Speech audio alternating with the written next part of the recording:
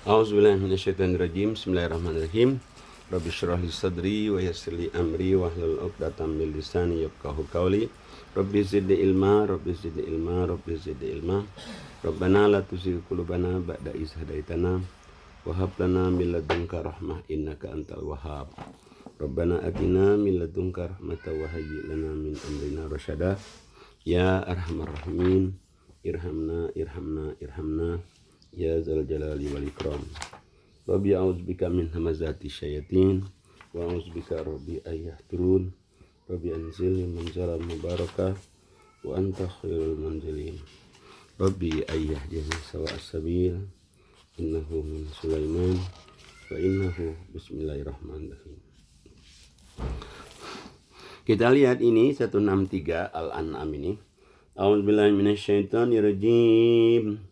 Bismillahirrahmanirrahim. Qul inna salati wa nusuki wa mahyaya wa mamati lillahi rabbil alamin. La syarika lahu wa bidzalika umirtu wa ana awwalul muslimin. Ini sebetulnya pernyataan kita kepada Allah yang hampir 5 kali sehari kita baca. Bagi orang yang sholat wajib aja 5 kali ini ucapan kita waktu kita doa iftitah. Inna salati wa nusuki wa mahyaya wa mamati lillahi rabbil alamin. Salatku, ibadatku, hidupku, matiku hanya untuk Allah. Jadi pernyataan kita kepada Allah ini. Dan tidak ada sekutu bagi Allah itu, tidak ada yang sama, tidak ada teman, dan aku diperintahkan untuk menyembah Allah pertama kali menyerahkan diri kepada Allah. Nah kemudian ayat 164-nya Allah kasih tahu, nah seandainya ada Tuhan lagi, Tuhan-Tuhan yang lain di samping Allah ini, ada Tuhan yang lain. Ya Tuhan yang lain itu pasti mencari Allah dia. Ada Tuhan yang lain, misalnya apa? Patung, ya dia cari Allah itu. Nah kita Allah katakan di ayat yang selanjutnya itu, orang itu tidak akan bisa memikul dosa orang lain. Dosanya ya dia dipikul sendiri. Dan hanya kepada Allah mereka kembali. Nah jadi kalau orang itu berdosa, dia harus tobat sendiri, minta ampun sendiri, menyadari sendiri, baru Allah ampuni. Jadi nggak bisa misalnya dosa dia, ya dia lakukan, dia tobat sendiri, dia tanggung jawab sendiri. Dan nanti hanya Allah yang menceritakan kepada kamu di hari kiamat apa yang kamu ceritakan. Ayat 165-nya, dialah Allah yang menciptakan khalifah di muka bumi. Jadi menciptakan kita menjadi khalifah di muka bumi itu Allah.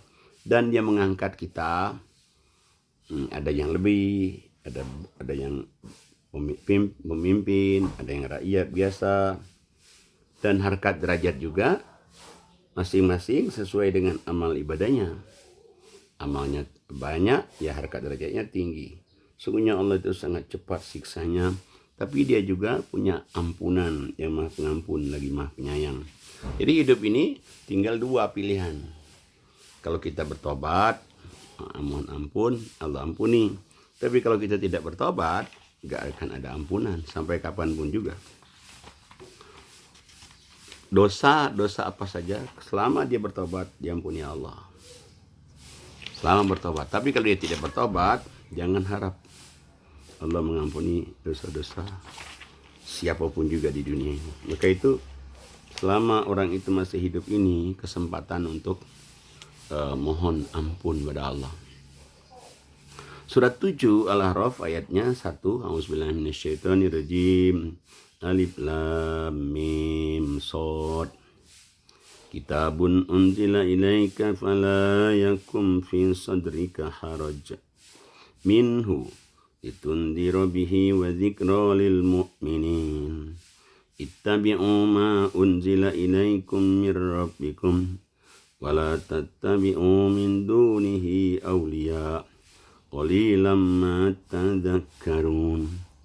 Allah kasih tahu kitab Quran ini diturunkan pada kamu tidak menjadikan kamu sulit. Banyak nih ayatnya. Di surat Toha ayat 1, ayat 2 juga sama. Allah tidak menjadikan menurunkan Quran ini supaya nyulitkan kamu, tapi peringatan bagi orang yang beriman. Kalau orang yang beriman mau ingat, hidup ini pasti mati. Bacalah Quran. Ingin selamat di dunia, selamat akhirat, bacalah Quran. Dan ikutilah apa yang diturunkan Allah kepada kamu itu dari Tuhanmu. Jangan ikuti yang lain. Sedikit sekali orang-orang yang berfikir. Sedikit sekali orang-orang yang ingat kepada Allah. Padahal di ayat 4-nya Allah katakan, betapa banyak negeri yang dihancurkan Allah. Betapa banyak mereka sedang dalam keadaan lalai dan tidur di Jadi berapa banyak itu dihancurkan Allah itu. Tapi orang itu nggak sadar. Firaun gimana Firaun, Qurun gimana Qurun, Abu Jahal, Abu Lahab. Nah, dan Allah itu tidak akan siksaan kami itu tidak akan menimpa penduduknya pada ada yang ditimpa oleh Allah penduduk itu pada malam hari, ada yang siang hari, ada yang sore hari. Nah, makanya tapi yang disimpahkan oleh Allah itu ayat selanjutnya itu ya orang yang zolim. Kalau orang yang beriman misalnya dia kena musibah, dia menjadi syahid, dia beruntung. Tapi kalau orang zolim di dunia menderita, akhiratnya neraka. Nah, makanya Allah kasih tahu di ayat yang 5-nya Allah katakan, A'udzubillahi minasyaitonirrajim. Maka ketika siksaan kami datang menimpa seseorang, keluhan mereka tiada lain bahwa kami dulu orang yang zalim. Setelah datang siksaan Allah baru menyadari kami salah, kami dosa, tapi udah telat itu. Namanya Allah itu sebelum kamu menyadari dosa salah itu udah kamu tobat aja kepada Allah. Semua dosa kan diampuni, semua kesalahan diampuni, ya udah tobat aja. Caranya gampang kok. Tobat itu banyak istighfar. Di sholat aja banyak istighfar, banyak menampun kepada Allah. Pasti, ampunan itu pasti. Makanya ayatnya banyak sekali tuh, diampuni, asal tobat diampuni. Tapi tobat beriman pada masalah. Nah, makanya Allah kasih tahu di ayat yang 6-nya. Maka itu Allah katakan, dan maka pasti akan kami tanyakan orang-orang yang telah diutus para nabi kepada mereka. Dan kami akan tanyai pula para rasul. Jadi nanti, makanya kalau orang nanti masuk surga, banyak itu ayatnya itu. Seperti Az-Zumar 71, 72, 73. Jadi begitu dia antrian masuk neraka, malaikat tanya, apa enggak dulu ada pengajian di tempat kamu dulu? Ya ada, tapi kami tidak pernah datang. Selalu tuh banyak tuh ayatnya itu. Apakah kamu nggak diberi tunjuk dulu, kamu ada pengajian, tapi dia ngakuin ada, tapi kami nggak datang. Nah, maka itu di ayat 7-nya Allah katakan, pasti kami akan beritakan kepada mereka dengan ilmu kami, dan tidaklah kami tidak hadir di tengah mereka. Jadi Allah itu ada di hadir di kita di dunia ini, hadir juga di akhirat nanti. Tapi kalau di akhirat nanti diadili. Kalau dia nggak baik, neraka. Kalau dia baik, surga. Tapi kalau dia misalnya banyak beribadah soleh atau dia bertobat hidup di dunia ini, dia bertemu Allah, tapi dalam posisi di surga. Nah, Allah sih adil-adil aja. Siapa yang timbangannya ya banyak, Allah katakan maka dia surga. Yang jelas Allah udah kasih tahu timbangan itu pada hari itu benar, tidak akan mungkin kamu dirugikan. Tapi banyak orang nggak tahu. Kalau kamu itu misalnya timbangannya baik, surga. Kalau timbangannya buruk, ya neraka. Allah tidak akan zalim.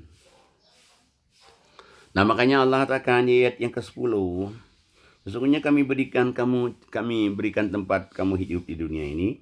Kami jadikan kamu juga ada tempat kehidupan di dunia ini. Tapi sayang, manusia itu sedikit sekali yang bersyukur. Sedikit. Ya kayak di ibu-ibu pengajian, kalau 100 orang, paling-paling yang suka ngaji itu 20, 30 gitu. Ya, cuman itulah. Kayaknya Allah ciptakan surga dan neraka itu.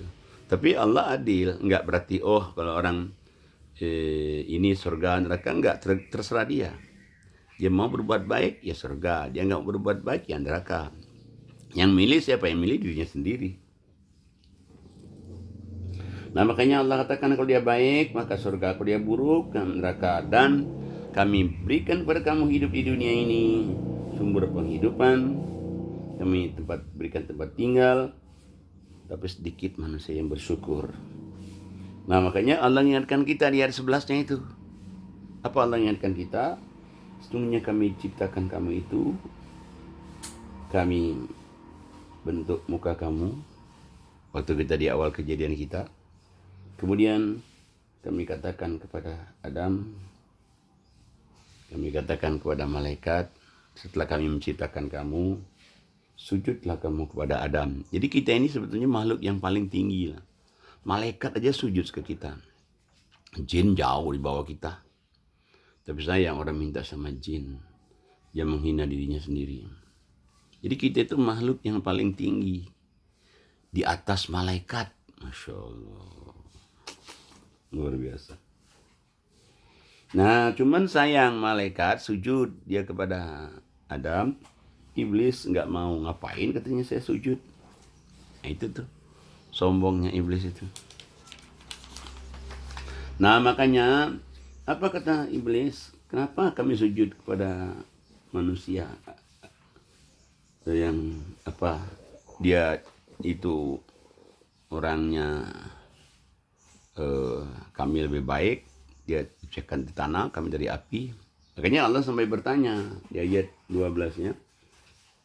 Allah nanya, wahai iblis, kenapa kamu itu diperintahkan aku sujud? Enggak mau. Iblis bilang, aku ini lebih baik, aku dari api, Adam itu dari tanah. Marah Allah. Allah bilang, udah turunlah kamu di dunia. Masa ngomong kamu gitu? Enggak pantas kamu di sorga ini nyombongkan diri. Akhirnya dia menjadi orang yang hina. Dia menjadi orang yang hina. Tapi iblis itu benar-benar ngengkel. Dia bilang, apa dia bilang? Oke, nggak apa-apa katanya. Apa-apa. Tapi berilah aku tangguh di dunia itu. Jangan dulu di surga ini diberi tangguh dulu sebelum ke dunia. Nanti di dunia juga minta diberi tangguh juga, usia panjang dia. Makanya di ayat yang selanjutnya, ayat 16-nya itu, ayat 15, A'udzubillahi minasyaitonirrajim. Qala anzirni ila yaumi yub'atsun. Qala innaka minal munzirin. Begitu dia minta tangguhkan sebelum turun ke dunia, tahu di surga, Allah kasih tangguh. Tahu-tahu apa? Menggoda Adam. Jadi kerjanya dia minta ditangguhkan itu, dia menggoda Adam. Akhirnya apa dia ngomong sama Adam? Ayat 16-nya itu. A'udzubillahi minasyaitonirrajim. Qala fabima aghwaytani la aqudanna lahum siratal mustaqim. Jadi dia ngomong sama Allah. Coba iblis itu berani ngomong sama Allah. Bayangkan iblis itu. Ngomong sama Allah, oke, karena engkau menjadikan aku ini sesat, maka aku akan halangi anak cucu turunan Adam itu dari jalan yang lurus. Bayangin, itu sumpahnya kepada Allah itu. Dia ngomong di ayat yang 17-nya, aku akan datangi anak cucu Adam itu dari depan, dari belakang, dari kanan, kiri. Lihat nanti, kebanyakan dari mereka itu tidak bersyukur.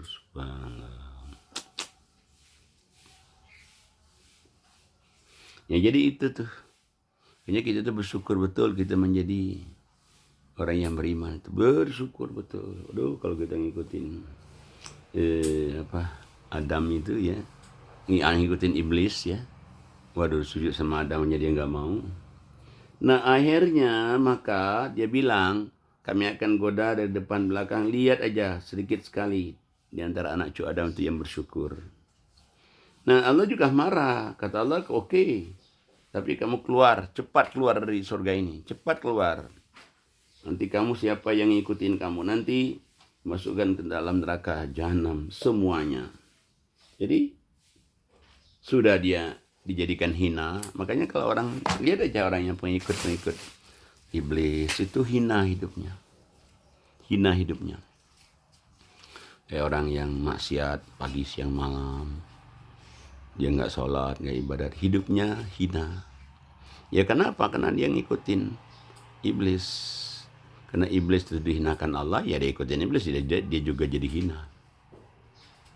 Tapi coba kalau orang yang sholat, ibadat, biar dia nggak jadi orang kaya, tapi kalau dia sholat, ibadat, satu dia bahagia, dia bersyukur, dan melihatnya juga tenang gitu. Hidupnya tenang, mukanya cerah, mukanya bersih. Coba kalau orang yang nggak di jalan Allah itu, udah hidupnya gerasa gerusuk, udah hidupnya nggak tenang, udah dia, dan dia juga merasa dikejar-kejar oleh dosa dalam hidupnya. Ya tapi itu salah dia sendiri. Itu pun kalau dia bertobat diampuni. Subhanallah. Di Allah itu baik banget itu. Di surat 3 Al-Imran ayatnya 135, 136. Kalau kamu merasa dosa, kata Allah, kamu merasa dosa hidup ini, kemudian kamu bertobat, tapi jangan diulang lagi. Jangan diulang lagi. Satu, Allah ngampuni dosa-dosa kamu. Allah janji masukkan kamu ke surga. Dan itu beruntung sekali bagi orang yang beramal kayak begitu. Coba. Bukan saja itu, diulang lagi dalam surat itu, surat surat 4 ayatnya 16, 17. Nah, itu Allah ulangin lagi.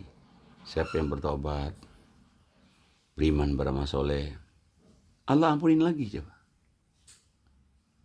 Jadi sebetulnya Allah itu benar-benar, kalau dibilang maaf, ngasih maafnya yang benar itu. Benar. Orang yang sudah rusak-rusakan nih, udah berbuat kerusakan, udah membunuh, udah apa, dia tobat, dia ampuni juga. Coba lihat surat 5 Al-An'am, sama juga diampuni juga. 5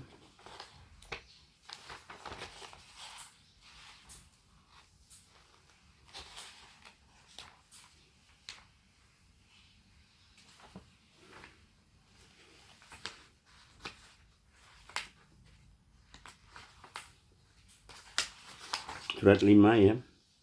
Surat 5 ayatnya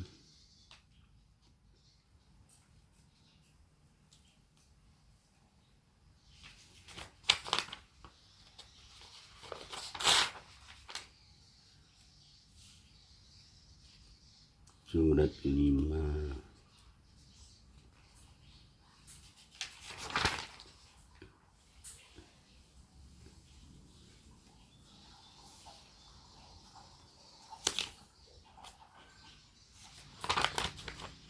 surat 5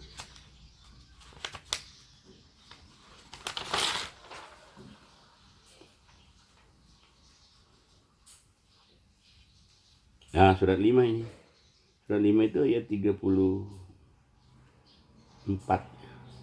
5 ayat 34.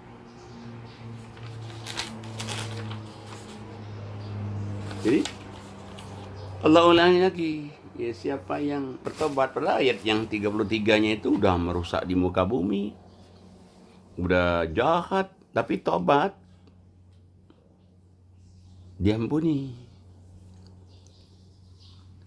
Surat 25, ada lagi surat 25. Al-Furqan ayat 68. 68, 69, Allah wanti-wanti. Dosa besar itu, 1, syirik. 2, membunuh. Ketiga, berzina. Kata Allah, kalau kamu kerjakan ini, hidupmu hina. Hidup kamu terhina. Dan dimasukkan ke dalam neraka di tempat yang seburuk-buruknya. Tapi Allah bilang apa? Kecuali orang-orang yang bertobat, beriman, beramal soleh, Allah hapuskan coba dosa-dosa yang lalu itu, dihapuskan, diganti dengan amalan-amalan setelah kamu bertobat itu. Itu ayat 70 tuh. 71-nya diulang lagi. Siapa yang bertobat, beriman, beramal soleh, Allah ampuni semuanya. Masya Allah. Jadi sebetulnya hidup ini ya tinggal orang mau nggak. Kalau dia mau tobat, pasti kok Allah tuh sayang. Tapi kalau dia tidak tobat, nggak diampuni. Ada lagi yang lebih hebat lagi di surat 39 ya. 39 Az-Zumar. Ayatnya 53. Di 53-nya Allah katakan situ, A'udzubillahi minasyaitonirrajim. Qul ya ibadiyalladzina asrafu ala anfusihim. Katakanlah hai hambaku yang telah melampaui batas. Berarti sholat nggak pernah, udah berzina, udah membunuh, udah syirik. La taqnatu min rahmatillah. Bayangin loh, jangan putus asa dari rahmat Allah. Innallaha yaghfiruz dzunuba jami'a. Allah ngampuni dosa-dosa kamu semua.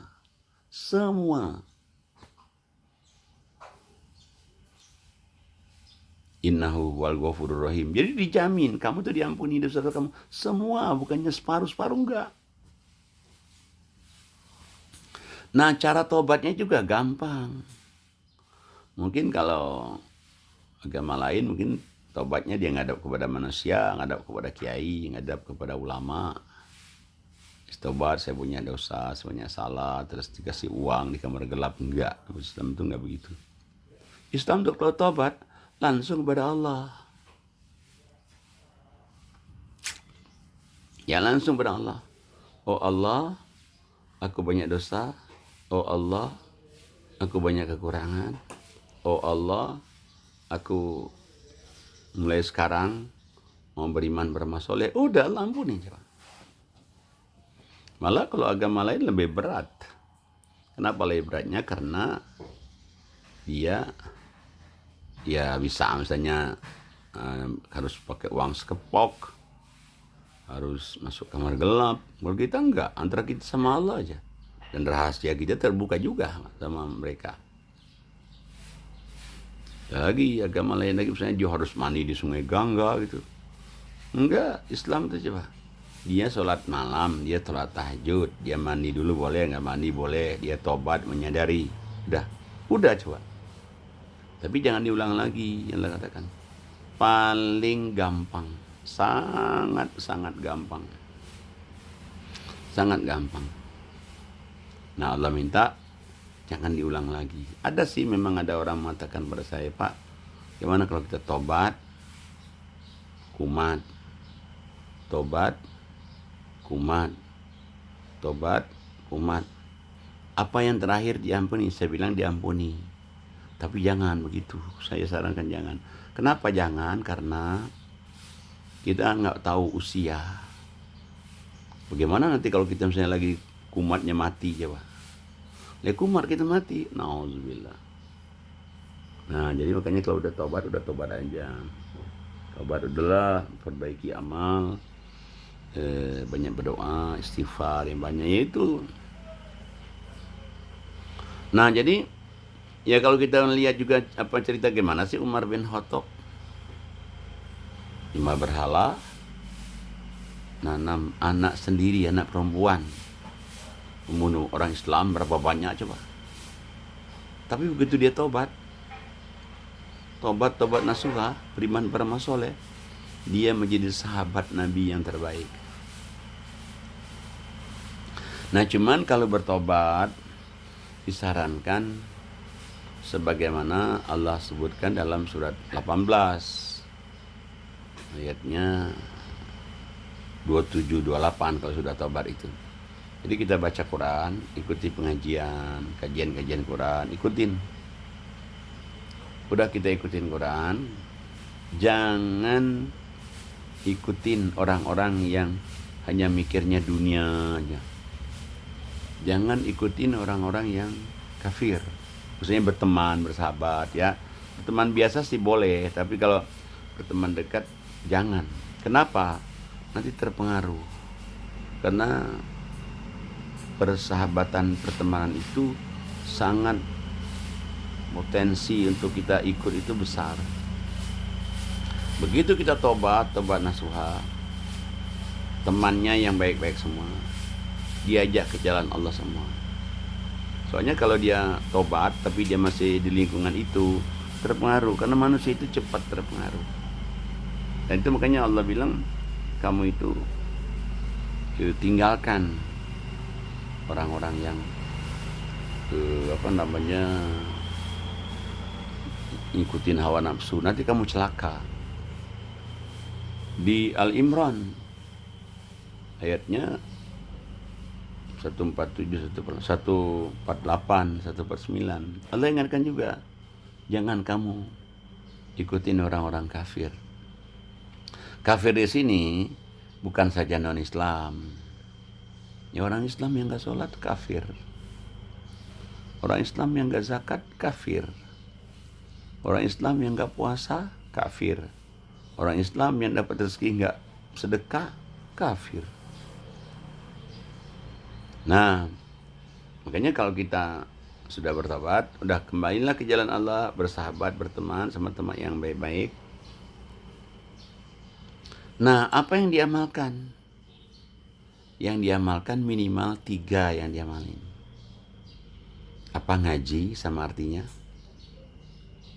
Yang kedua, sholat minimal 5 waktu, apalagi kalau tahajud tiap malam. Yang ketiga, apa yang ketiga? Yang ketiga, infak sedekah. Ini harus tuh 3 ini. Kalau mau tobat harus diamalkan 3 ini. Kenapa 3 ini? Karena Allah berjanji. Suratnya 35. Ayatnya 29-30. A'udzubillahi minasyaitonirrajim. Bismillahirrahmanirrahim. Innal ladzina yatluna kitaballah wa aqamus shalah wa anfaqu mimma razaqnahum sirran wa alaniyah yarjuna tijaratan lan tabur liyuwaffiyahum ujurahum wa yazidahum min fadlih innahu ghafurun syakur. Sadaqallahul azim. Allah katakan, sesungguhnya orang-orang yang membaca Quran, ngaji, tapi sama artinya. Yang kedua, orang-orang yang sholat. Yang ketiga, orang-orang yang menginfakkan sebagian rezeki yang Allah berikan kepada mereka. 3 ini ada dalam hidupnya, dalam amalnya. Allah kasih tahu kalau kamu punya 3 ini. Yarjuna tijaratan lan tabur. Kamu mengharapkan perniagaan yang tidak pernah rugi. Dan itu benar. Janji Allah itu benar. Dan saya sudah merasakannya, benar itu. Benar sekali. Janji Allah benar. Bukan saja itu. Bukan saja hidupnya di dunia nggak rugi. Ada lagi. Apa ada lagi? Liwaffiyahum ujurahum. Apa? Ini kita sempurna. Amalan kita sempurna. Pahala kita sempurna. Ada lagi. Wiyazidahum min fadlih. Allah berikan lagi kita karunia, sehat, bahagia, damai.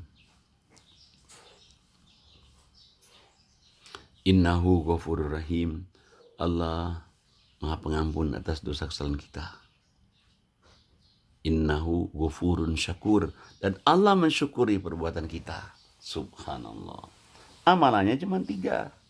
Ngaji, sholat, dapat rezeki infak.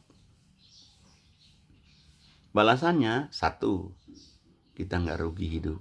Dagang nggak dagang, nggak rugi. Terbukti ini. This is my experience. Ini pengalaman pribadi. Yang kedua, sempurna pahalanya. Udah nggak rugi hidup, sempurna pahala. Yang ketiga, bahagia, senang, damai. Yang keempat, Allah Maha Pengampun yang atas dosa kesalahan kita. Yang kelima, Allah mensyukuri perbuatan kita. Subhanallah. Nah, cuman saran saya, ngaji, lihat artinya. Karena zaman Belanda dulu kita masih di pengaruh penjajah. Penjajah pada waktu itu dia bilang bahwa ya ada orang kan yang menjadi ulamanya penjajah, tapi ulama penjajah maksudnya ya dia untuk jajah, jadi bukan beriman benar-benar. Ya salah satu ajarannya apa? Silakan baca Quran malam, siang, sore, khatam, baca lagi, khatam, baca lagi, khatam, baca lagi, tapi jangan tahu artinya.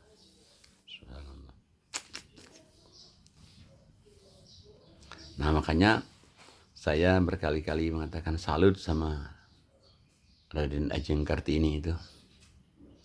Dia kan dipanggil oleh dipanggilkan guru ngaji oleh bapaknya Bupati Rembang. Banyak orang-orang tua dulu tuh hebat juga ya. Dia bupati, anaknya suruh panggil guru ngaji. Nah, ngaji itu nggak pernah diartikan, nggak pernah baca lagi. Nah, Raden Ajeng Kartini tanya sama yainya, yai katanya, kalau aku belajar bahasa Belanda diartikan, belajar bahasa Inggris diartikan, apa kata yainya? Oh, haram katanya, haram ini. Yainya Raden Ajeng Kartini bilang, kenapa haram? Oh, ini nggak bisa, terlalu suci.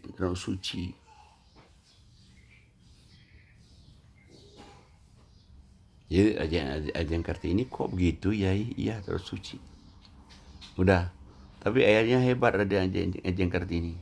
Yai katanya, mulai minggu depan saya tidak mau lagi ngaji kalau nggak diartiin. Langsung kiainya, kenapa jadi begitu? Ya, pokoknya kalau baca artinya. Terpaksa yainya membaca artinya.